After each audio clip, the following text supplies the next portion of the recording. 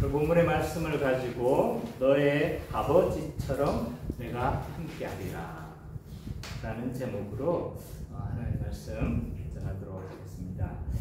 지난주는 창세기 25장의 말씀을 우리가 좀 살펴봤습니다. 그래서 이 창세기 25장이죠.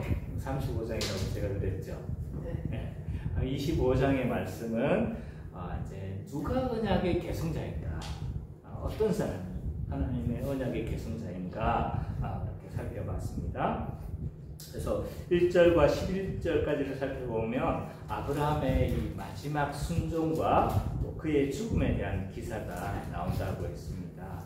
그런데 1절과 4절을 보면 이제 이 거두라라는 이 아브라함의 후처의 족보가 이렇게 막 뜬금없이 등장을 한다고 했습니다. 그래서 왜 이제 이 족보가 등장하느냐라고 했었을 때 아무래도 이제 아브라함의 하나님의 약속대로 많은 후사를 허락해 주신다는 그 약속들이 있었잖아요. 그 약속들이 이제 이렇게 성취되어지는 것을 보여주기도 하고, 또 하나는 이제 그 자손 중에 미디안 사람이 있는 거예요. 그래서 나중에 이제 미디안 사람들이 많이 등장하거든요. 나중에 그 요셉을 이렇게 팔고 가는 사람, 애굽에 파는 사람도 미디안 사람이고, 나중에 이제 좀 점점 등장하기 때문에 이 미디안 사람을 소개하는 목적으로 이렇게 이제 이렇게 등장하고 있다라고 대부분 이제 신학자들은 그렇게 보고 있습니다. 그리고 나서 5절과 6절을 보면 아브라함이 자식들에게 이제 재산을 분배하는 장면이 나옵니다. 어떻게 분배하냐면 대부분의 재산을 누구한테 주는 거예요? 이삭에게 주고, 나머지 일부쯤 해서 이제 그드라의 후손들에게 주고 가나안 땅 밖으로 이렇게 거주하도록 그렇게 만듭니다. 왜 이렇게 아브라함은 이렇게 행동했었을까라고 했었을 때, 아브라함은 이 마지막 언약에 대한 헌신을 보여주고 있는 거예요. 혹여나 자기가 죽고 났었을 때 그 유업이 다른 사람에게 물려갈 위험성도 있었고, 또 계속 그 자녀들이 가나안 땅에 살게 되었을 때 나중에 이제 복잡한 문제가 생겨나게 되는 거죠. 그래서 이 언약에 나중에 하나님이 성취하실 때 이것이 어려움이 없도록 하기 위해서 마지막으로 이렇게 교통 정리를 하는 거예요. 그래서 이 이삭이 가진 이런 언약의 개성권을 보호하려고 하는 이런 좀 아브라함의 마지막 순종의 모습을 보여주고 있다고 했습니다. 그 외에도 이제 1절과 11절까지만 해도 아브라함이 언약의 계승자가 되어진다는 표현들이 굉장히 많이 있습니다. 이 그두라의 자식들도 아브라함의 후손인데 그두라의 자손이라고 이야기를 해요. 굳이 그두라의 자손이다라고 그렇게 이야기를 하고 있고, 또 이 유업을 물려주는 것만 봐도 이삭에게 대부분 물려주고, 또 이삭을 가나안 땅에 남기게 하는 것만으로 봐도 누가 계승권을 가졌다? 이삭이 계승권을 가지고 있구나라는 추측을 충분히 할 수 있는 거죠. 그리고 11절에 결정적으로 하나님께서 이삭을 축복하셨다라고 언급하는 거예요. 그 축복하셨다는 건 누구와 함께 한다는 거예요? 여호와 하나님이 함께 하신다는 거예요. 그죠?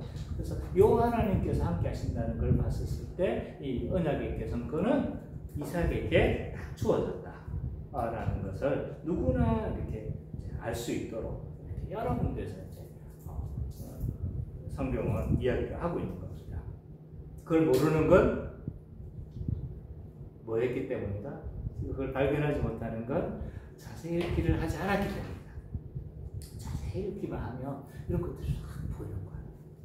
그러면서 12절부터 18절까지는 이제 하갈이 낳은 이스마엘 족보를 소개를 하고 있습니다. 이들 족보에서 인상적인 건 12두력, 12지도자의 이름을 기록하고 있다는 거예요. 그래서 이걸 통해서 이스마엘을 하나님께서 축복하시고 그들의 종족도 번성하게 하시겠다라고 약속하세요. 그게 이제 16장, 17장 이렇게 계속 등장하고 있거든요. 그래서 크게 생육하고 번성할 거다에 대한 무엇이다? 그것이 성취되어졌다. 그 약속이 성취되어졌다는 것도 보여주고, 그럼에도 불구하고 이렇게 번성했어요. 인간적으로 굉장히 번성했음에도 불구하고 이스마엘을 표현하기를 이집트인의 하갈이 낳은 자녀로 묘사를 하는 거예요. 그럼 이건 뭐예요? 그리고 그가 살고 있는 땅의 경계도 가나안 땅 바뀐 거예요. 이런 걸 통해서 이 사람도 아브라함의 아들이 아니고 언약의 계승권자가 없구나, 아니구나 라는 걸 드러내는 거죠. 그래서 이 이스마엘은 익숙한 인물이지만 약속에 대해서는 외인이다. 약속 안에 있는, 언약 안에 있는 자가 아니다 라는 걸 드러내는 거예요. 그리고 19절부터 26절까지는 아브라함이 낳은 이삭의 족보다라고 소개를 하는 거예요. 그럼으로써 언약의 계승권자가 누구라는 거예요? 이삭이라는 걸 드러내고 있습니다. 그래서 이 언약의 계승을 누가 하느냐라고 했었을 때 이삭이 계승을 하는데, 그러면 이제 이런 생각을 할 수 있는 거예요. 그러면 하나님은 철저하게 혈통으로 이 언약을 계승하는가? 그러면 그 혈통적으로 보면 누가 이 언약의 계승권을 다 가지는 거예요? 이스라엘 백성들이 다 가지는 거잖아요. 그죠? 근데 하나님은 그렇지 않다는 걸, 이 혈통적인 게 아니라는 걸 창세기부터 등장시키고 있는 거예요. 뭐 하는 거예요? 원래 하면 누가 계승을 해야 돼요? 그럼 이삭은 그렇다 치더라도 이삭의 자녀 두 아들이 있었어요. 에서와 야곱이 있었는데 누가 계승을 해버려요? 야곱이 계승하는 거예요. 동생인데. 그래서 혈통적으로 계승되지 않는다는 걸 언급을 하고 있는 거예요. 그래서 생물학적으로 이렇게 자동적으로 승계하는 것이 아니다 라는 것들을 드러내는 거예요. 그리고 태중에서 선택이 되어버렸잖아요. 그죠? 태어나서 그렇게 선택한 게 누가 잘하나 보자 이렇게 하는 게 아니고 태중에서부터 선택을 해버린 거예요. 근데 야곱의 인생 보세요. 야곱의 인생이 얼마나 정말로 이렇게 표현하면 뭐하지만 개차반이었어요. 근데 그를 선택하시는 거예요. 그를 선택하셔서 이 언약의 계승, 하나님의 자녀, 하나님의 백성이 되는 건 누구에 의해서? 하나님의 선택에 의해서, 하나님의 주권에 의해서, 하나님의 은혜에 의해서 언약의 백성이 되는구나 라는 것들을 창세기에서부터 드러내는 거예요. 은혜구나. 그래서 지난주에 핵심 메시지는 뭐였습니까? 하나님의 언약의 계승은 혈통에 의해서 주어지는 것이 아니고 하나님의 주권과 은혜에 의해서 주어진다 라는 것이 그 당시적 핵심 메시지였습니다. 그러면 오늘은 26장입니다. 26장은 약간 삽입의 형식을 띠고 있어요. 그래서 이게 어떤 의미를 가지고 있는지 생뚱맞다는 거예요. 26장. 그래서 왜 이렇게 생뚱맞은 것을 넣어놓은 이유는 뭘까라는 생각들을 좀 해봐야 되는 거죠. 먼저 창세기 26장 1절과 11절 살펴보도록 하겠는데요. 여기에는 이제 핵심 내용은 뭐냐면 아브라함의 언약이 이삭에게 계승된다는 걸 언약 갱신을 하고 있어요. 그리고 그런데 이 이삭이 굉장히 불신하게 모습을 보여요. 하나님을 신뢰하지 못하는 모습을 보이고 있는 거죠. 이게 이제 핵심 내용이에요. 1절부터 11절까지를 우리 선배자님과 좀 읽어주십시오. 아브라함 때 첫 흉년이 들었더니 그 땅에 또 흉년이 들매 이삭이 그랄로 가서 블레셋 왕 아비멜렉에게 이르렀더니 여호와께서 이삭에게 나타나 이르시되 애굽으로 내려가지 말고 내가 내게 지시하는 땅에 거주하라. 이 땅이 거류하면 내가 너와 함께 있어 내게 복을 주고 내가 이 모든 땅을 너와 내 자손에게 주리라. 내가 내 아버지 아브라함에게 맹세한 것을 이루어 내 자손을 하늘의 별과 같이 번성하게 하며 이 모든 땅을 내 자손에게 주리니 이 자손으로 말미암아 천한 만민이 복을 받으리라. 이는 아브라함이 내 말을 순종하고 내 명령과 내 계명과 내 율례와 내 법도를 지켰으니라 하시니라.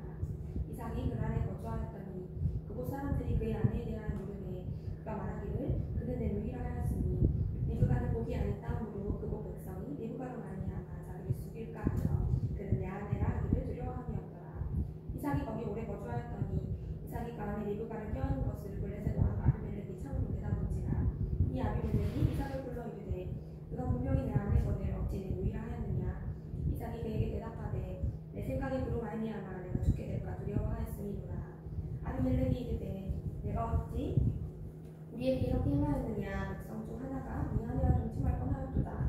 내가 죄를 우리에게 입혔으리라.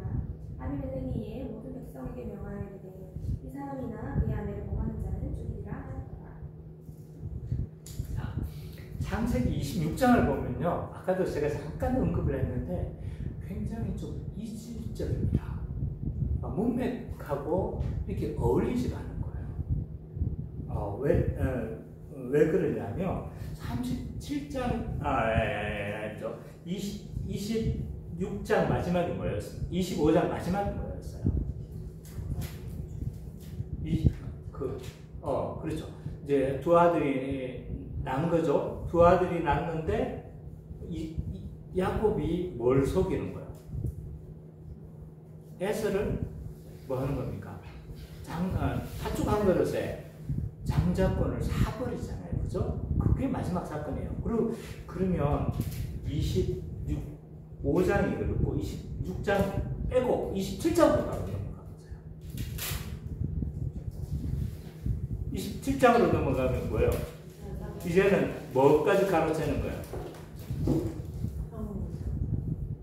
야곱이 형 에서의 축복권까지 가로채는 장면이 나오는 거잖아요. 그죠? 어떤 게 자연스럽습니까? 26장 쫙 빼면 굉장히 자연스럽죠. 왜냐하면 야곱과 에서의 이야기가 자연스럽게 연결되거든요.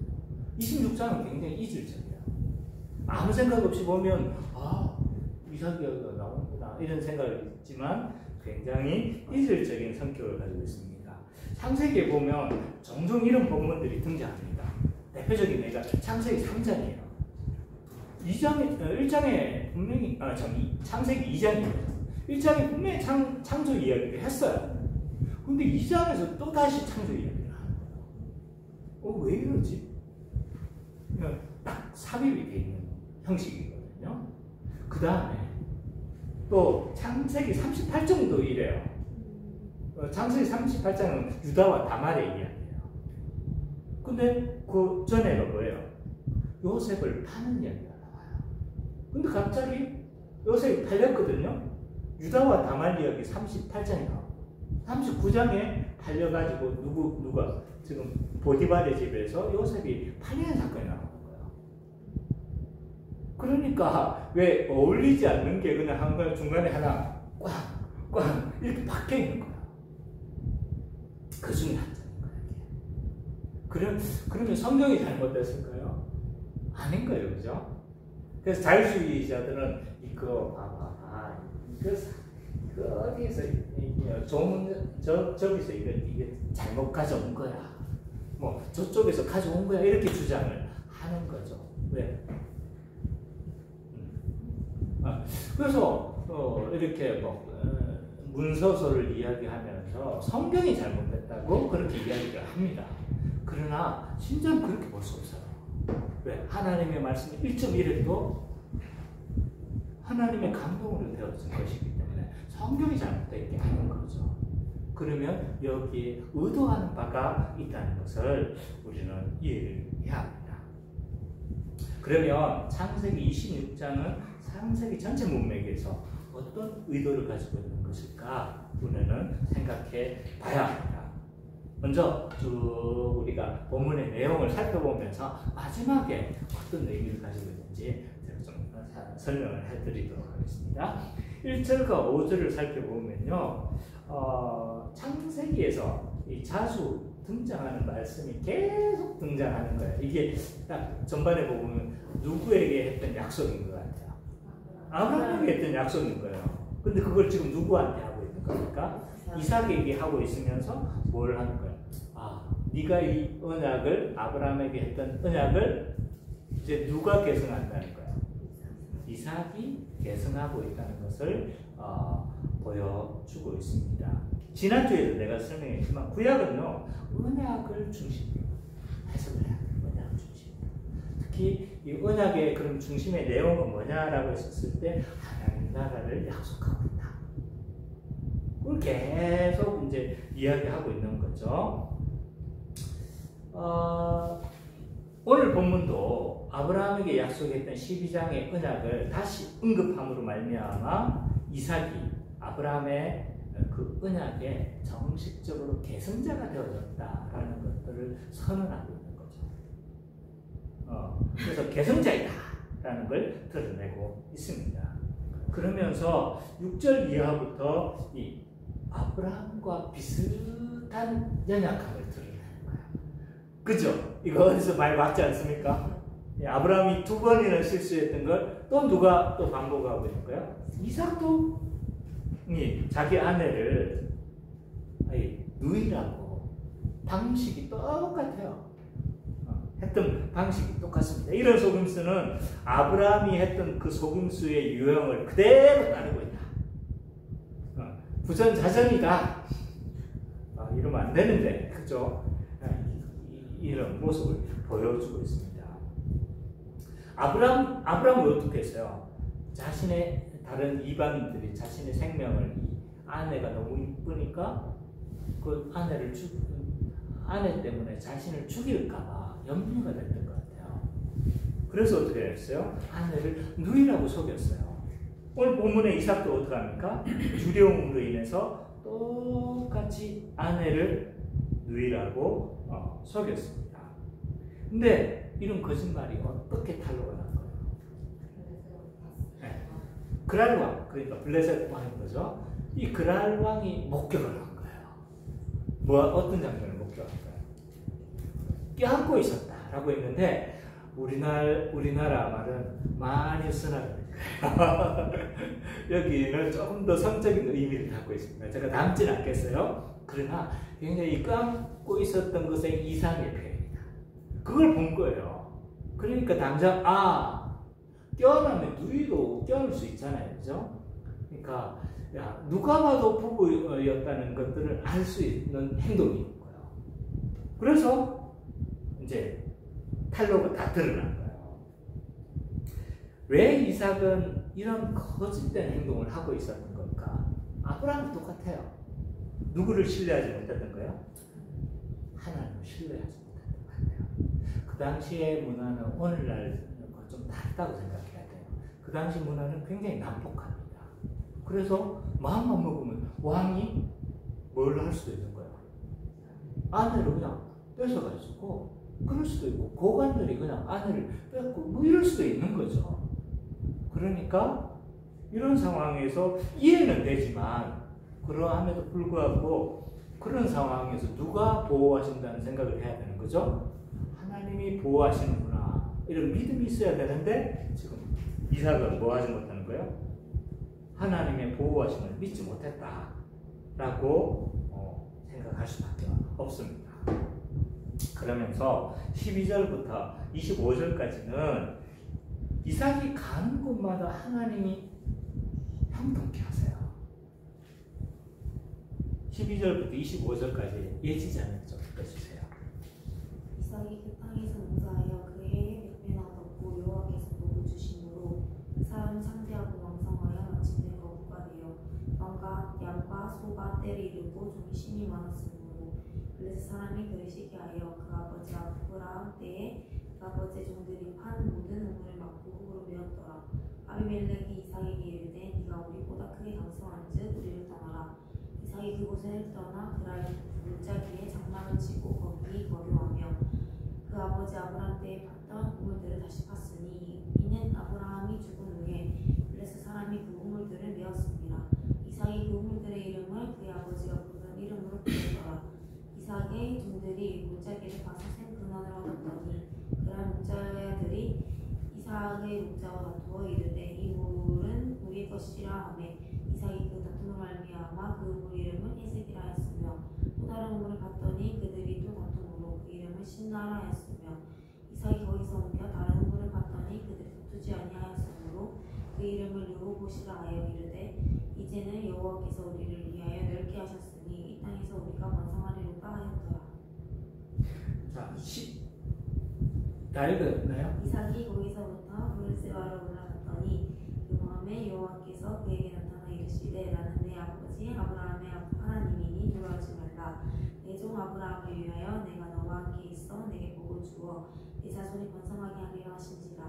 이삭이 그곳에 제단을 쌓고 여호와의 이름을 부르며 거기 장막을 쳤더니 이삭의 종들이 거기서도 우물을 붓더라. 예. 12절과 25절을 보면요, 하나님께서 이삭을 굉장하게 형통케 하시는 것을 잘 보여주고 있습니다. 굉장히 축복하세요. 그래서 12절에 보니까 짤막하게 그냥 이 모든 것들을 한마디 말로 정리를 합니다. 여호와께서 뭐 하셨다는 거예요? 복을 주심으로 라는 표현으로, 그 복 주심이 뭘로 드러나는 거예요? 가는 곳마다 우물이 나도록 하는 거예요. 왜 우물을 나는 게 중요하냐면 그 당시에 모든 근거지는 우물을 중심으로 되었습니다. 우물이 없으면 아무것도 할 수 없어요. 그러니까 그 다음에 우리나라는 가는 곳마다 물이 있잖아요. 그러니까 어디에 털을 잡아도 상관이 없어요. 그러나 그 지역은 고온 건조지대고 그리고 물이 흔하지 않는 지대인 거죠. 그러니까 어떻게 하는 거예요? 이 물이 파져야 그곳을 중심으로 해서 생활 반경이 딱 형성이 되어지는 겁니다. 우리나라도 그렇잖아요. 한강을 중심으로 서울이 형성되고, 낙동강을 중심으로 부산이 형성되고, 낙동강을 중심으로 대구가 형성되어지고, 막 이런 거죠. 그러니까 물은 그 삶의 기반이 되어지는 겁니다.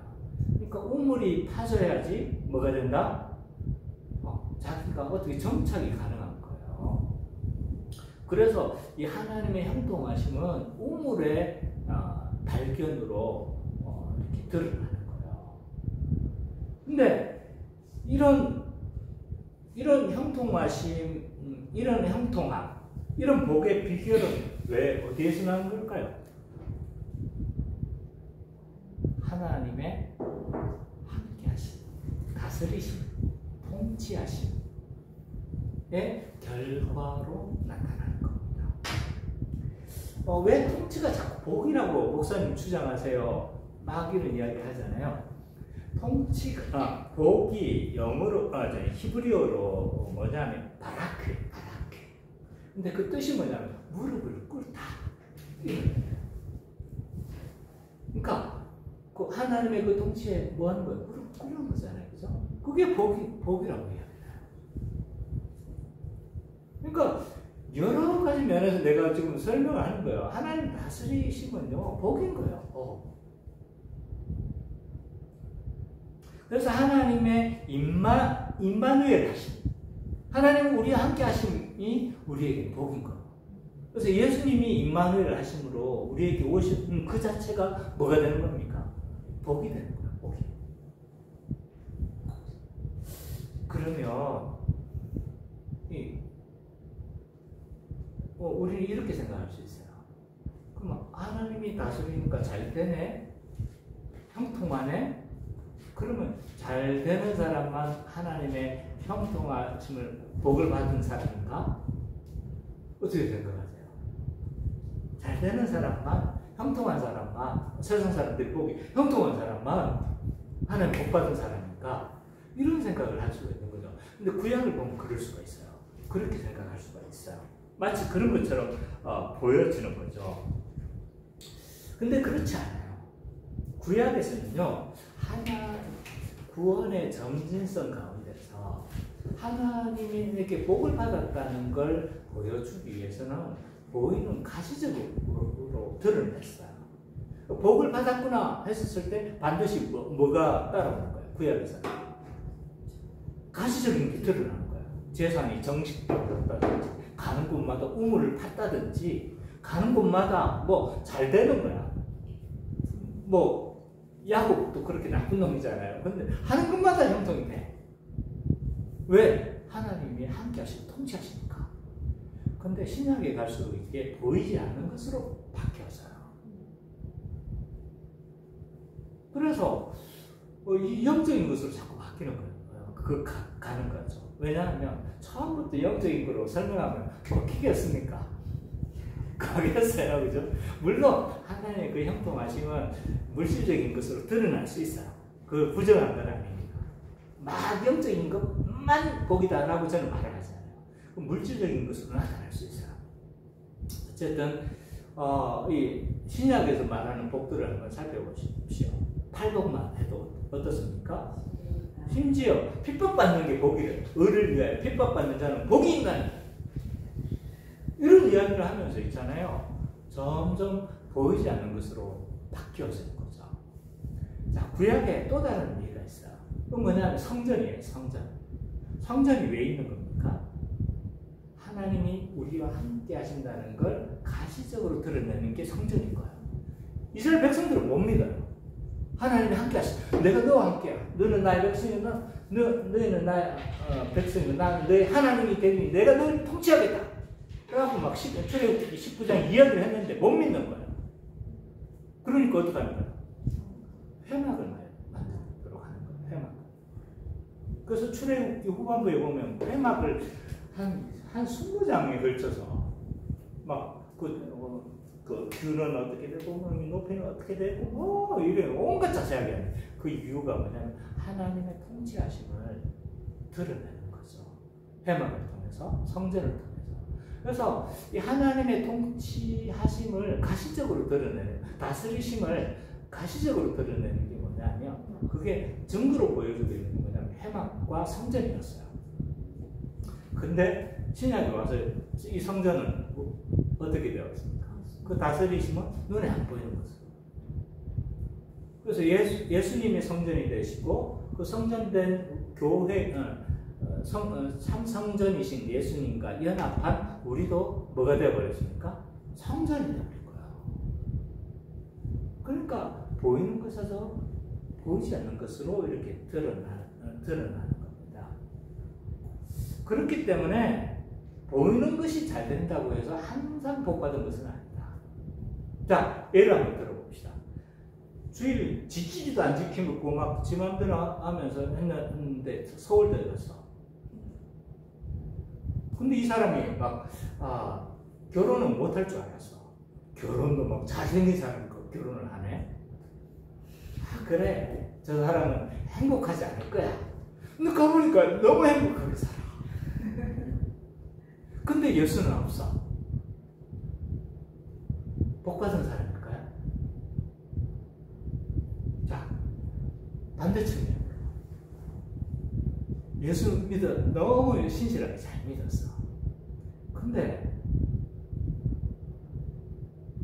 바울은 어떻게 살았어요? 바울의 그 인생을 봐보면 완전히 저주의 인생이 세상적으로. 그렇기 때문에 이런 것으로 우리가 그 사람의 복받았다라고 말을 할 수가 없는 거죠. 그래서 세상적으로 잘 보이고 보이는 것으로 잘 되고 형통한다 할지라도 그 사람이 하나님이 다스리지 않으면, 하나님이 없으면, 하나님이 통치하시지 않으면 그 사람은 저주의 인생이다. 그 사람이 아무리 땅을 흡자한다 할지라도 그 사람의 땅은 죽은 자의 땅인 거예요. 그것으로 판결해서는 안 됩니다. 어쨌든 그런 거예요. 이렇게 복을 형통함이 있었어요. 근데 14절과 25절을 보면 이런 축복하심에 대해서, 하나님의 함께 하심에 대해서 이방인들이 어떻게 합니까? 거부감을 가진 거예요. 시기심을 가진 거예요. 그래서 방해하는 거예요. 근데 무려 몇 차례? 5차례 우물을 팠는데 4번이나 저항에 부딪혔어요. 와, 지독하죠, 그죠? 집요해요. 따라다니면서 이 신자를 괴롭히는 거예요. 하나님의 백성을 괴롭히는 겁니다. 잘 되는 것을 희생하는 겁니다. 이걸 우리는 어떻게 이해를 해야 될까? 왜 신자들은 막 이 불신자들에 의해서 막 괴롭힘을 당하는 것 같고 막 뭐 이상해요. 이걸 어떻게 이해해야 되냐라고 했었을 때 이건요 창세기 3장 15절에 이미 원시복음에서 이미 예언되어진 거예요. 거기서 뭐라고 예언됐습니까? 제일 중요한 건 뱀의 후손이 여자의 후손이 뱀의 후손의 머리를 밟으리라. 여자의 후손이 누군 거예요? 예수님. 그 사단의 권세를 완전히 깨뜨릴 것에 대한 처음 복음에 대한 뭐예요? 그래서 원시 복음이라고 하는 거예요. 근데 거기에 또 하나가 있어요. 그건 뭐예요? 여자의 후손과 뱀의 후손이 뭐가 될 거라는 거예요? 서로 반목하는 삶을 살 거라는 거예요. 그거에 대한 뭐로 봐야 됩니까? 실현으로 봐야 되는 거예요. 창세기 보세요. 가인과 아벨이 어떻게 했습니까? 하나님의 후손이었던 가인과 뱀의 후손이었던 아벨이 갈등했습니다. 그래서 아벨이 어떻게 됐어요? 돌로 쳐 죽였어요. 가인은 어떻게 되는 거예요? 맞았어요. 아벨이 어떻게 당했어요? 예배 드리고 나서 돌로 맞아 죽었어요. 이것만큼 억울한 게 어디 있어요? 하나님께 뭐 잘못한 것도 아니고 예배하고 끝나고 얼마 안 돼서 돌로 맞아서 죽은 거야. 그래서 최초의 순교자로 성경은 이야기를 하죠. 또 뭐 창세기 좀 더 지나가가지고 하나님의 아들과 사람의 딸들이 결혼하는 거 있잖아요. 뭐 그러나 하나님의 아들들이 일부 남은 자들이 있죠, 그죠? 이런 갈등이 있고, 또 이삭과 블레셋의 갈등, 이런 것도 하나님의 아들들과 사람의 딸들의 사단의 후손, 하나님의 후손과 뱀의 후손 간의 갈등으로 이해해야 되는 거죠. 신자는요, 하나님이 통치하시기 때문에 하나님의 그 통치하심들이 막 삶에서 드러납니다. 이게 반드시 뭐 내가 부자가 된다거나 이런 것으로는 아니에요. 그러나 자기 백성은 가만히 내버려 두시겠어요? 어떻게 통치하시는 거예요? 어떤 경우는 위급한 경우 어떻게 하는 거예요? 보호하시는 거예요. 어떤 경우는 어떻게 하는 거예요? 굶어 죽게 하실 것 같아요? 굶어 죽게 할 것 같아요? 막 꺼져갈 것 같은데 계속적으로 막 유지하게 하시는 거예요. 막 그 양식을 공급하시는 거예요. 그리고 저 사람이 멸망할 것 같아. 우겨쌈을 당해가지고 와, 저 사람은 저 사람 다 됐다라고 하는데 기사가 있어요. 이런 게 하나님의 통치하시는 거예요. 보호하시는 거죠. 그러니까 어떻게 하는 거예요? 불신자가 이걸 막 목격하는 거야. 왜 저 사람은 저러는 거지? 하면서 막 시기하는 거야, 시기. 그래서 이 하나님의 함께 하심으로 이방인들이 핍박할 때 있잖아요. 낙심할 필요가 없어요. 어떤 때는 신자가 막 핍박할 때도 있어. 교회 다니는 집사가 나를 핍박해. 불신자일 가능성이 굉장히 높습니다. 불신자일 가능성이 있어요. 왜? 교회 다닌다고 그럼 다 신자냐? 아니에요. 불신자일 가능성이 높아요. 성경에는요, 곳곳에서 거짓 신자, 우리의 선배들은 유사 그리스도인이라고 했어요. 예수님도 이 유사 그리스도인에 대해서 이야기하셨어요. 나더러 주여 주여 하는 자마다 다 천국에 들어갈 것이 아니고 오직 내 뜻대로 하는 자가 하나님 나라에 들어간다고 했잖아요. 그러면 주여 주여 하는 자는 누구예요? 교회 밖에 있었던 이방인입니까? 교회 안에 있었던? 그러니까 예수님도 말씀하셨어요. 그래서 유사 그리스도인들은 어느 시대나 교회 안에 들어와 있기 마련입니다. 그래서 비록 신자가 막 이 신자라고 보여지는 사람이 신자를 괴롭힌다고 할지라도 하지 마십시오. 낙심하지 마세요. 분명히 내가 믿음으로 살았음에도 불구하고 돕지 않고 핍박한다는 그 사람 불신자일 가능성이 굉장히 높습니다. 안 입고 온 거예요. 안 입고 온 거.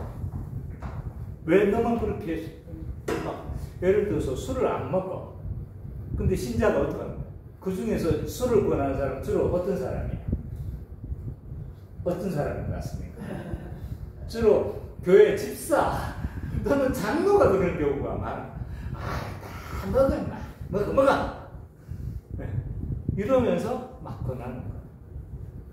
그 믿음으로 살려고 몸부림치는데 그걸 그렇게 핍박해? 저는 불신자라고. 아이, 만약 그 사람이 신자였으면요, 아마 이랬을 거예요. 자, 콜라 줘가지고 같이 이렇게 한번 하지. 이렇게 분명히 할 건데, 그렇게 권했다는 거죠. 믿음을 뭐 하는 거예요, 지금? 그 사람은 믿음을 뭐 하고 있는 겁니까? 무너뜨리는 거예요. 무너뜨리는 거예요. 불신자일 가능성이 없습니다. 왜? 나는 그렇게 안 사는데 그 사람이 그렇게 사는 거에 대해서 뭐 하는 거예요, 지금? 시기하고 질투한다는 건요, 그 사람 신자라면 돌이키거나 아니면 도와주거나 이렇게 할 거예요. 그러나 불신자 반응을 지금 보이고 있는 거다. 불신자, 그 스스로는 신자라고 생각할지 모르지만 불신자일 가능성이 굉장히 높습니다. 그래서 낙심할 필요가 전혀 없다. 그건 오히려 예언의 성취이고 3장 15절의 성취이고, 또한 내가 뭐 하다는 거야? 지금 믿음으로 살고 있다는 거고, 그리고 오히려 내가 이렇게 지금 핍박을 당하고 있으면 뭐 하는 거야, 지금? 어떻게 살고 있어요? 그러니까, 내 핍박을 당함으로 나의 구원함이 뭐로 분명하게 드러나는 거야? 내 구원이 분명하게 지금 드러나는 거야. 내 믿음이 드러나는 거야. 그래서 신자는 여기서 해야 할 반응은 뭐 하는 건 뭡니까?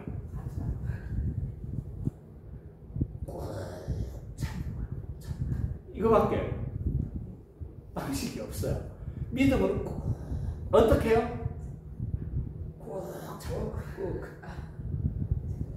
견고한 인내를 주세요. 그래서 오히려 우리는 거기에 한 발 더 나아가서 하나님이 그 믿음 때문에 내가 고난을 주시는구나, 예수님 때문에 내가 고난을 주시는구나, 더 큰 소망을 가지고 살아갈 수도 있는 거죠. 이게 쉽지 않다는 거 압니다. 핍박을 당하는 입장에서, 고난을 당하는 입장에서는 그렇게 반응하기 사실 힘들어요. 알아요. 아는데, 근데 한 걸음 더 나아간다면 그렇게까지도 우리는 할 수 있는 존재다라는 거죠. 그리고 나서 이런 통치하심은요, 이방인에게도 분명하게 드러난 것으로 보여요. 그래서 26절, 35절까지 읽어봐 보면, 33절까지죠? 읽어봐. 26절에서 33절 우리 성민이가 좀 읽어주시겠습니까? 아비멜렉이 그 친구 아호삿과 군대장관 비굴과 더불어 게랄에서 이삭에게 온지라. 이삭이 그들에게 이르되 너희가 나를 미워하며 나에게 너희를 떠나게 하였거늘 어찌하여 내게 왔느냐. 그들이 이르되 여호와께서 너와 함께 계심으로 분명히 보았으므로 우리의 사이 곧 우리와 너 사이에 맹세하여 너와 계약을 맺으리라 말하였노라. 너는 우리를 해하지 말라. 이는 우리가 너를 동하지 아니하고 선한 일만 내게 행하여 내가 평안히 가게 하였습니다. 이제 너는 여호와께 복을 받은 자니라. 이삭이 그들을 위하여 잔치를 베풀매 그들이 먹고 마시고 아침에 일찍 일어나 서로 맹세한 후에 이삭이 그들을 보내매 그들이 평안히 갔더라. 그날에 이삭의 종들이 자기들을 판 우물에 대하여 이삭에게 와서 알려 이르되 우리가 물을 얻었나이다 하매 그가 그 이름을 세바라 한지라. 그러므로 그 성읍 이름이 오늘까지 베르세바더라. 26절부터 33절을 봐보면요, 브엘세바에서 아비멜렉과 이삭이 언약을 맺는 장면을 보여주고 있습니다. 사실은 이 장면은요, 언약을 맺었다는 장면은 없지만 고대 언약식을 지금 맺고 있는 장면입니다. 왜냐하면 그 언약 이후에 뭐 잔치를 하는 거라든지 이런 걸 봤을 때 지금 언약을 하고 있는 거야. 근데 누가 찾아와서 언약을 맺자고 하는 겁니까? 아비멜렉이 와서 체결하자고 제안하는 겁니다. 왜 그러는 거야? 하나님이 번성케 하심으로 지금 두려운 거예요. 세력이 자꾸 커가니까. 하나님이 함께 하심을 눈으로 보는 거예요. 그래서 막 찾아와가지고 언약을 맺자, 내가 호의를 베푼다 라고 하는 것처럼 보이지만 지금 아비멜렉이 이삭에게 샬롬을 지금 구걸하고 있는 거예요. 그러니까 누가 약자예요? 지금 표면적으로는 아비멜렉이 강자처럼 보이지만 사실 누가 더 강자냐면 이삭이 더 강자예요.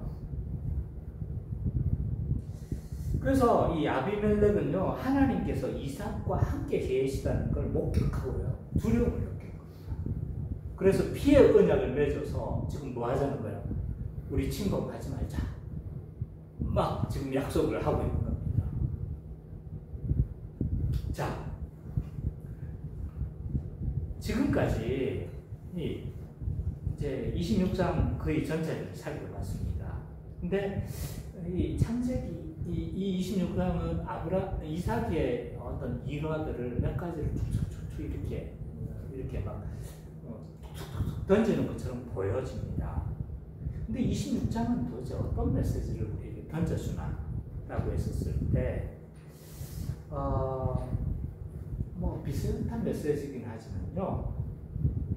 아브라함의 언약이 누구에게? 이삭에게 계승된다는 걸 전체적으로 보여주고 있어요. 근데 한번 살펴봐 보면요. 아브라함에게 있었던 일들이 이삭에게 다시 반복이 되고 있어요.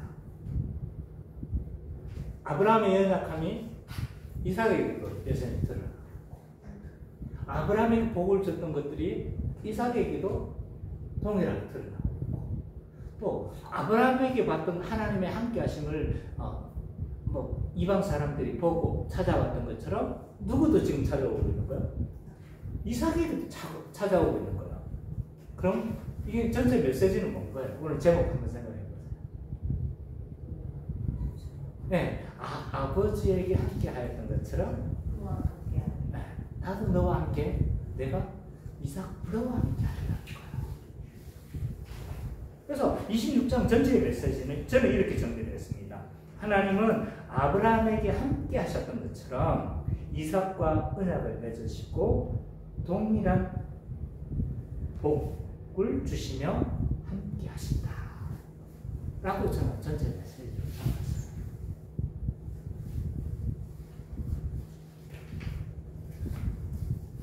자, 제가 설명하니까 그렇게 보이시죠?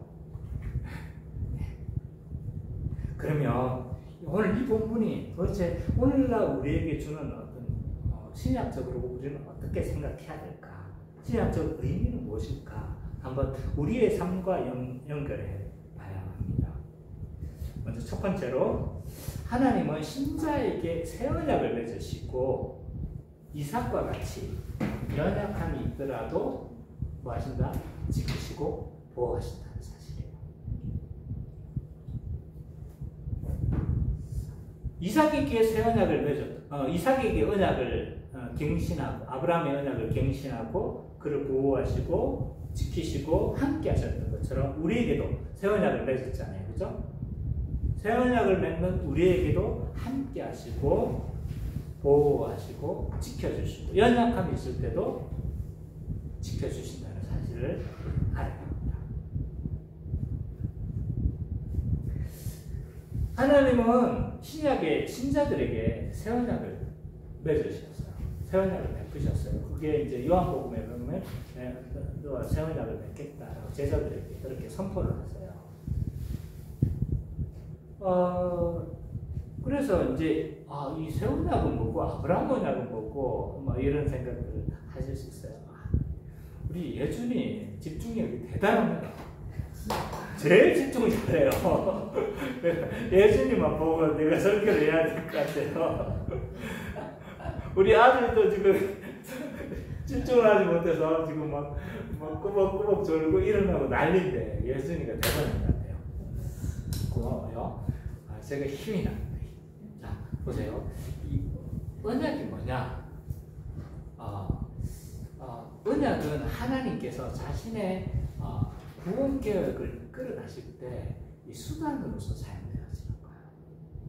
그래서 이 언약은 인간의 타락으로 인해서 잃어버렸던 그 하나님 나라를 언약을 통해서 뭐 하시는 거예요?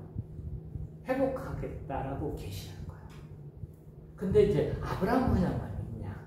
아니에요. 그 과정에서 점점 언약이 발전해가요. 이제 우리 여기에 대한 부분은 아마 예지 자매까지는 이해를 할 것 같아요. 언약을 배웠으니까. 나중에 다 배우게 될 거예요. 언약이나 이런 것들을. 근데 이제 아브라함에게 언약은 굉장히 중요한 의미를 가지고 있어요. 타락으로 인해서 그동안 계속 고통을 받을 수밖에 아무 소망이 없었어요. 근데 인간 역사 가운데서 처음 아브라함을 딱 불러내, 우상을 섬기는 아브라함을 딱 불러내가지고 내가 너와 함께 하겠고 하나님 나라를 회복할 거야 라고 처음 약속한 거예요. 그러니까 뭐든지 처음은 중요하잖아요. 그죠? 그러니까 이 처음 약속한 것들이 점점 이제 언약을 통해서 발전해 나가는 거예요. 발전해 나가고 그것의 성취로서 누가 오시는 거예요? 예수님 오실 거고. 근데 그 과정 중간 아브라함 언약 이후의 언약을 설명 안 했죠? 중요한 언약 몇 가지만 제가 좀 설명하겠습니다. 어려울 수 있어요. 몰라도 돼요. 몰라도 되나 알아두면 굉장히 유익합니다. 예지자면 이제 한 번 더 들으니까 더 이제 분명해지겠죠. 아브라함 언약을 맺고 난 이후에 이제 쭉 배워진 거예요. 근데 족장들에서 창세기를 보면 더 이상 발전한 게 없어요. 왜냐하면 기껏해야 자식 주시겠다고 했는데 딱 맨 마지막 창세기 한 50장 가서야 이제 12아들이 딱 있어요. 그게 다 끝인 거야. 수많은 별거같이 자손을 준다고 했는데 겨우 12명이야. 그 몇백 년, 한 200년이 지났는데, 그죠? 12명밖에 없는 거예요. 땅도 뭐밖에 없어요? 전조로 준 막벨라가 그걸밖에 없는 거예요. 아무도 성취된 거 없는 것처럼. 그리고 몇백 년이 지나고 출애굽기에 나오면요, 이스라엘 백성들이 어마어마하게 막 늘어나는 거예요. 그리고 출애굽을 시키는데 그 출애굽하면서 그 근거로 뭐냐면 아브라함과 이삭과 야곱에게 맺었던 약속을 기억하사라고 하는 거예요. 그러니까 내가 언약을 몇백 년이 지났지만 그 언약을 내가 기억하고 있다는 거예요. 그래서 그 아브라함의 언약, 결국은 아브라함 언약이에요. 그리고 나서 출애굽하고 난 이후에 출애굽기 19장에 보면 새롭게 언약을 맺어요. 그게 시내산 언약이라고 하고 그 당사자가 누구와 맺었냐면 모세 언약이에요. 모세 언약이라고 해요. 모세 언약이라고도 하고 시내산 언약이라고 하기도 하고 뭐든 상관이 없습니다. 같은 언약. 근데 여기에서 딱 언약을 맺는데 언약의 내용이 뭘까요? 어떤 언약 내용을 할까요? 동일하게 출애굽기 19장이에요. 19장에 보면 뭐가 있냐면 하나님 나라를 약속해요. 동일해. 그 쭉 풀어봐 보면요, 결국 하나님 나라예요. 그거 이제 나중에 출애굽기 할 때 제가 설명할게요. 하나님 나라를 쭉 약속해요. 근데 아브라함 언약과 좀 다른 한 가지 발전된 측면이 있어요. 그렇기 때문에 이 모세 언약은 특별한 의미를 가지고 있어요. 그게 뭘까요? 하나님 나라를 내가 회복할 거야. 제사장 나라를 삼아서 그래서 내가 뭐 이방에 모든 복을 전하게 할 거야 라고 하나님 나라를 그대로 약속하거든요. 근데 딱 하나를 더 추가를 시켜요. 뭐였습니까? 맞아요. 율법인 것입니다. 그 이전까지는 하나님 나라 백성이 어떻게 살아야 되는지에 대해서 아무 말씀이 없었어요. 근데 십계명과 여러 거기에 따른 후속 율법들, 십계명의 모든 주석들이 여러 율법이라고 할 수 있거든요. 이 율법들을 쭉 말씀하시는 거예요. 레위기를 통해서, 출애굽기를 통해서 율법들을 쭉 이야기해요. 그건 어떤 의미가 있느냐? 하나님 나라 백성은 이렇게 살아야 돼 라는 기준을 딱 제시를 해버리는 거예요. 하나님 나라 백성은 이 정도 의의가 있어야 돼. 이 정도를 지켜야 돼. 문제는 뭘까요? 지킬 능력이 없다는 거예요. 인간에게. 지킬 능력이 없어요. 그래서 이 율법이 중요한 이유는 이걸 지켜서 우리가 구원받을 수 있으라고 준 게 아닌 거예요. 너희가 죄인이구나. 죄인이야. 그렇기 때문에 하나님이 주시는 의, 그리스도에게로 인도하는 갈라디아서 표현을 하면 몽학 선생으로서의 역할이 있는 거예요. 그리스도께로 인도하는 거야. 그냥 율법은 너 죄인이야 정죄받지 못해요. 죄인이야. 그럼 어떻게? 하나님 심판받은 자인데 그리스도께 가. 그건 넌 살아. 그리스도께서 주시는 그 의가 있으면, 하나님 주시는 그 의가 있으면 넌 살아. 그리스도께로 인도하는 역할을 하는 거야. 어쨌든 이런 역할을 하는 거야. 그래서 이 모세 언약에서의 핵심은 율법을 주셨다는 거고, 이 율법을 주심으로 말미암아 하나 더 주어지는 건 뭐냐면, 율법을 행할 수 있는 새로운 하나님의 백성의 출현이 뭐가 되는 거예요? 요구가 된다는 거예요. 지킬 수 있는 백성이 요구가 되어지는 거죠. 근데 타락 가운데 있는 백성들이 지킬 수 있습니까? 없습니까? 못 지킵니다. 지킬 수 있는 새 언약 백성이 요구가 되는 거야. 그리고 나서 다윗 시대에 와서 다윗 언약이 주어집니다. 사무엘하 7장에서 다윗 언약을 맺는데 이 언약에서 똑같이 하나님 나라를 약속해요. 맥락은 똑같아요. 근데 또 하나 딱 던져요. 그게 뭐냐 하면 왕을 주시겠다는 거야. 왕을 주시고 온전하게 율법을 순종하는 그 왕을 주시겠다. 다윗의 후손으로 왕을 주시겠다고 약속을 하는데 문제는 뭐예요? 열왕기 상하를 보면 그 열왕기 상하에서 읽어보면 뭐에 관심만 있습니까? 이 왕이 율법에 순종하냐, 다윗의 길을 걷느냐, 아니면 여로보암의 길을 걷느냐, 이것만 관심이 있는 거야. 그러니까 온전히 순종할 수 있는 왕이 없다는 걸 아는 거야. 그래서 온전히 순종할 수 있는 왕을 출현을 예고를 하는 거예요. 이게 모아서 새 언약에 예레미야 31장 30절에서 모아서 있잖아요. 새 언약이 팍 제시를 하는 거예요. 그게 뭐냐면 새 백성이 등장할 거야. 새로운 왕이 등장할 거야. 새로운 메시아가 등장할 거야. 막 이런 예고들이 유다가 멸망하는 그 시점에 온갖 선지자들을 통해서 막 계시가 되는 거예요.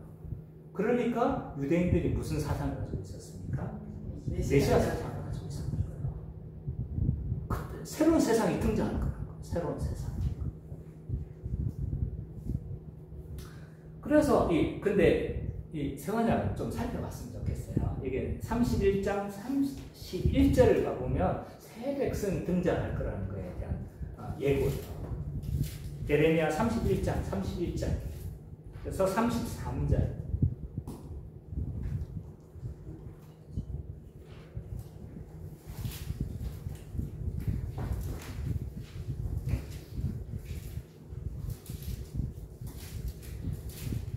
자, 한번 읽어봅시다. 다 같이 한번 읽어봐요. 예레미야 31장 31절에서 33절. 이 새 언약은 여러 군데 펼쳐져 있습니다. 다른 건 주로 한 곳에 몰려 있는데 새 언약은 막 온갖 그 선지서나 여러 군데 펼쳐져 있어요. 31장 31절 시작. 여호와의 말씀이 일어나 보라 날이 이르니 내가 이스라엘 집과 유다 집에 새 언약을 맺으리라. 이 언약은 내가 그들의 이상의 죄를 잡고 내 땅에서 인도하여 내던 날에 맺은 것과 같지 아니할 것은 내가 그들의 남편이 되었어도 그들이 내 언약을 깨뜨렸습니다. 여호와의 말씀입니다. 그러나 그 날에 내가 이스라엘 집과 맺을 언약을 행하니 곧 내가 나의 법을 그들의 속에 두며 그들의 마음에 기록하여 나는 그들의 하나님이 되고 그들은 내 백성이 될 것이라. 여호와의 말씀입니다. 이 새 언약의 내용은 뭐냐면요, 전에는 다 깨뜨렸다는 거예요. 못 지켰다는 거예요. 특히 모세 언약을 다 못 지켰다는 거예요. 근데 이제 그때는 뭐가 되는 거예요? 마음에 새겨서 마음에 두어서 이것을 지킬 수 있는 백성으로 만들겠다는 거예요. 그리고 이거 에스겔에서는 이거 더 구체적으로 이야기해요. 성령을 주셔서 새 마음을 주셔서 이게 완전히 행할 수 있는, 율법을 행할 수 있는 자로 만들어주겠다고 그렇게 약속하고 있는 거죠. 그래서 그 언약의 성취로서, 새 언약의 성취로서 누가 오셨어요? 예수님이 오시고 새 언약을 성취가 되어졌고 새 언약을 맺었을 뿐만 아니라 새 언약에서 약속하셨던 성령을 보내주심으로 말미암아 성령 오시면 새 언약의 성취로 가야 돼요. 아시겠죠? 그래서 성령 왔구나. 좋네. 뭐가 좋은 줄 알아요. 이제 율법을 행할 수 있는 자가 된 거예요. 성령을 받은 자가. 그래서 죄를 지을 수밖에 없었던 인간이 이제는 어떤 존재가 되냐? 죄를 안 지을 수도 있는 존재가 된 거예요. 그래서 하나님의 형상을 닮아갈 수 있는 존재가 되어버리는 거예요. 그래서 너희 산상수훈 7장에 보면 내가 거룩하니 하나님의 거룩하심처럼 너희도 거룩하라고 이렇게 요청을 하는 거예요. 그렇게 살 수 없는 인간한테 그걸 요구하면 됩니까? 안 됩니까? 이제 할 수 있기 때문에 요구를 하는 거예요. 성령을 주셔서 가능한 존재가 되어버리는 거예요. 어떻게 가능합니까? 불가능한, 그거는 나중에 이야기해요. 너무 많은 이야기예요. 네, 너무 많은 이야기. 어쨌든 그 새 언약을 맺은 존재가 된 거예요. 근데 새 언약을 맺었는데 여전히 우리는 연약한 걸 많은 거예요. 이삭이 뭐예요? 아브라함의 언약을 계승한 자가 됐지만 바로 뭐 합니까 지금? 하나님을 신뢰하지 못하고 아내를 누이라고 아버지가 했던 실수를 그대로 다 봤으면서 그대로 반복하고 못 봤죠? 못 봤던 것 같아요. 태어나기 전이어서 못 봤던 것 같아요. 어쨌든 그걸 그대로 이렇게 하고 있는, 반복하고 있는 모습을 보여주고 있습니다. 근데 하나님은 그대로 내버려 두시지 않는 거예요. 그를 하나님의 백성에서 벗어나지 않도록 보호하시는 거예요. 그게 오늘 본문에서는 구체적으로 드러나지는 않았어요. 하나님께서는 그를 붙잡으시고 그렇게 갈 때마다 일로 와! 끌어당기시고 또 어떨 때는 보호하시고 그렇게 하시는 거죠. 우리 인생을 한번 생각해 보십시오. 우리 인생을 살아보다 보면 우리의 믿음의 위기가 종종 있었어요. 그렇지 않습니까? 나도 마찬가지야. 나도 믿음의 위기가 있었어요. 하나님 저 삐뚤어집니다. 이런 마음이 내 안에서 솟구쳤던 때도 있어요. 교회를 안 다니겠다는 말을 안 했지만 내 안에 하나님 나 삐뚤어질 겁니다. 이랬던 적까지도 있었단 말이에요. 그런데 하나님께서는 사람을 만나게 하시고 또 여러 가지 환경을 바꿔주시고 또 여러 가지 마음을 바꾸시기도 하고 또 설교를 통해서 우리 마음이 변화되기도 하고 그러면서 우리를 다시 제사를 회복시키시는 거예요. 그게 하나님이 우리에게 베푸시는 거예요. 왜? 내 백성이니까. 두 번째로 하나님의 선한 백성은 그렇게 보호하시기도 하지만요 복을 주시고 통치하세요. 이삭처럼. 이삭이 그렇게 훌륭한 인물은 아니었잖아요. 근데 가는 곳마다 어떻게 돼요? 우물이 펑펑펑 다 터지는 거예요. 왜냐하면 하나님의 백성이거든요. 새 언약 백성은요 하나님의 자녀가 됐어요. 하나님의 자녀가 되어졌기 때문에 그냥 내버려 두시지 않아요. 가는 곳마다 형통케 하세요. 그게 꼭 부자가 되게 한다는 말은 아니에요. 근데 그 자녀를 내버려 두지 않아요.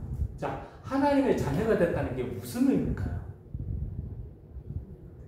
첫 번째 뭐였어요?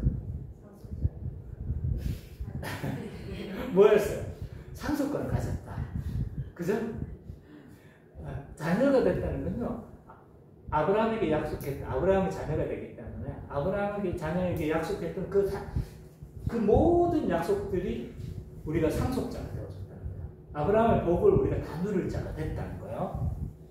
또 하나는 뭐냐면, 제가 말하고 싶은 거, 두 번째는요, 특별한 관계를 약속한 거예요. 특별한 관계. 이거 할 때마다 우리 성민을 언급을 해요. 왜냐하면 옛날에 내가 막 운전하다 보면 막 열받을 때 많잖아요. 그죠? 외통수에서 승관이 났어요. 그래서 내가 싹 피해졌어요. 피해졌는데 앞에 분이 벤츠를 몰고 있었어요. 굉장히 좋은 벤츠 같아요. 막 벤츠를 몰고 앞에 섰는데 하면서 막 위협을 하더라고요. 그래서 내가 피해졌는데도 내가 막 그래도 넓은 마음 가지고 피해졌는데 지나가면서 욕을 하는 거예요. 막 문을 열면서 막 욕을 하는 거예요. 내가 피해주고 내가 다 했는데 그 교차 지점이 분명히 있었음에도 불구하고 그때 성민이가 한 게 뭔지 아세요? 문을 열고 나가려고 하더라. 욕은 안 했는데 욕을 할 뻔했어. 상황상 욕을 할 뻔했어. 막 문을 열고 나가려고. 왜요? 아버지와 특별한 관계. 아버지의 모욕은 자기의 모욕으로 느낀 거예요. 그러니까 하나님이 동일한 특별한 관계를 형성한 거예요. 자기 자녀를 있잖아요. 괴롭히는 그 사람들을 내버려 두시겠어요? 자기 자녀를 모욕하는 것은 하나님에 대한 모욕으로 여기세요. 자기 자녀를 괴롭히는 것은 하나님을 배석하는 것으로 여기시는 거죠. 그냥 내버려 두지 않습니다. 형통케 하시고 보호하시고 어떨 때는 위험해서 막 건지시는 거예요. 어떨 때는 막 이 사람 완전히 다 죽을 것 같은 그런 위기인데 막 건져내시는 거죠. 이게 이삭에게 했던 것처럼 동일하게 우리에게 통치하신다는 거예요. 제 예를 하나 들어보도록 하겠습니다. 요즘 코로나 경기가 굉장히 나빠졌어요. 그리고 우리가 카페를 하는데 돈을 많이 벌까요? 못 벌까요? 그런 이야기지만 지금 요즘 11조도 못할 사람 마이너스를 계속 가고 있어요. 근데 마이너스로 가면 어떻게 돼요? 굶어 죽어야 되잖아요. 근데 희한해요. 선배장에는 알고 있어요. 돈이 떨어지면 누군가 막 대표적인 예로 제 아는 목요일 누나가 퇴직을 했는데 퇴직을 했다고 그 11조를 있잖아요. 퇴직금의 11조를 우리 교회에 한 거예요. 그 위험에서 건지신 거예요. 지금 어떻게 됐을까요? 굶어 죽지 않고 있어요. 지금. 희한해요. 심지어는 있잖아요. 고기를 못 먹을까봐 아는 권사님이 제가 있었던 그 권사님이 한 달에 한 번씩 고기를 보내세요. 이게 하나님의 보호하심이요. 통치하시는 증거라고 저는 생각해요. 여러분 한 사람 한 사람에게 저는 그런 은혜가 있을 거라고 생각해요. 내가 바라보지는 못하지만 나머지는 않지만 이런 하나님의 보호하심과 다스림이 여러분들을 붙들고 있습니다. 안심하십시오. 왜? 하나님과 우리는요 특별한 관계가 형성됐어요. 만약 누군가 나를 건든다면요, 내가 하나님의 뜻을 행했음에도 불구하고 나를 막 괴롭힌다면 아마 성난 암콤의 새끼를 훔친 것과 같은 결과를 가는 거예요. 훔쳐가면 어떻게 되겠어요? 곰이 그냥 지 새끼 지키려고 어떻게 하겠어요? 그거보다 지금 위험한 상황이라는 걸 그 사람이 인식해야 돼요. 그래서 우리는 이런 세상에서 벌어지는 일들에 대해서 너무 염려하지 마십시오. 너무 하나님이 우리 아버지가 됐어요. 그래서 하나님을 우리는 아빠를 부르는 자가 됐기 때문에 하나님 간구하면요 어떤 방식으로든 우리를 지키시고 보호하시고 먹을 것을 책임져 주십니다. 그래서 산상수훈에 보면요 무엇을 먹을까 무엇을 입을까 이런 염려에서 벗어나야 된다고 이야기해요. 드레핀 백합화를 이야기를 하시면서 드레핀 백합화는 내가 입히는데 하물며 너 입을까 보냐 라고 이렇게 하세요. 근데 여기 가로 다른 사본에 보면 가로가 딱 쳐져 있어요. 가로를 쳐져 있는데 그 안에 어떤 거 있냐면 이 밥통들아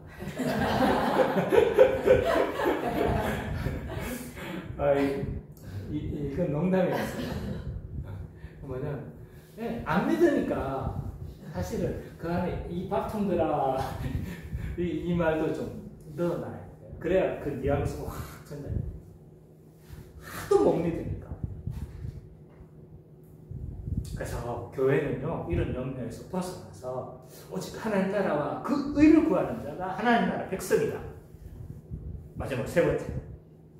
죄송합니다. 제가 30분 내에 마치도록 하겠습니다. 하나님은 복음과 상관없이 살아가는 자들에 대해서는요 내버려 두세요. 제가 34절, 35절을 안 읽었어요. 뭐 시간이 없기도 했지만 제가 여기 적용해서 언급하려고 빼버렸어요. 34절, 35절 우리 예지사님 좀 읽어주실래요? 에서가 40세에 헷 족속 데리의 딸 르딕과 헷 족속 엘론의 땅 바스마를 한 해로 맞이하였더니 그들이 이삭과 리브가의 마음이 근심이 되었다. 자, 하나님의 언약 밖에 있었던 이스마엘에 대해서 간략하게 언급을 해요. 근데 그 아버지의 근심이 됐죠, 그죠? 근심이 되면 근데 막 이방인의 아내를 막 하면서 그 살도록 내버려 두는 거예요. 하나님이 없는 자는요 어떻게 하나님께서 그를 심판하시느냐? 내버려 두심으로 심판하세요. 내버려 두심. 로마서 1장에 보면요 24절, 26절, 28절을 보면요 그들을 내버려 두신다고 말씀하세요. 하나님을 알지 못하는 자들은요 내버려 두신 자체가 현재적 심판이다. 내버려 두신 자체가 저주다라고 그렇게 이야기를 하고 있습니다. 오늘 예서도 마찬가지인 거죠. 이방 족속과 결혼하고 언약과 그렇게 관계없이 그렇게 살아가는데 하나님 그대로 내버려 두시죠.